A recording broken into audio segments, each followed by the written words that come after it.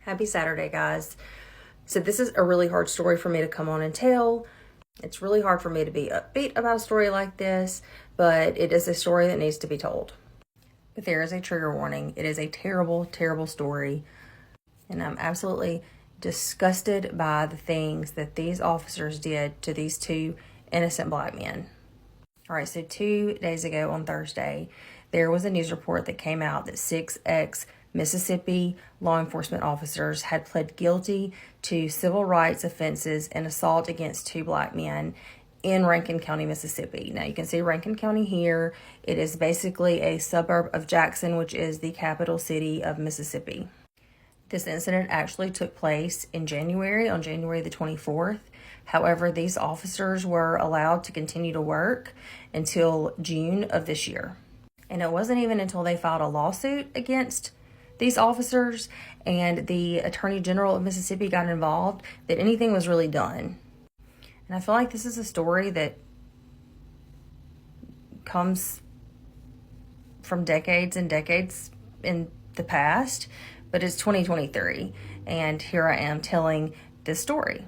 So if you're one of those people who think that racism does not exist anymore and that we've come such a long way in equality, you might want to think again. Okay, so federal prosecutors say that 2 black men, Michael Jenkins and Eddie Parker, had been staying at a home here in Braxton, Mississippi. The home belonged to a white lady who was a longtime friend of Mr. Parker's. On January the 24th, Brett McAlpin, 52 years old, received a complaint from a neighbor that there were several black men at the property and that the neighbor had observed suspicious behavior. So McAlpin contacts another deputy, 28-year-old Christian Dedman, who then reportedly reaches out to another group of officers within Rankin County who supposedly call themselves, quote, the Goon Squad.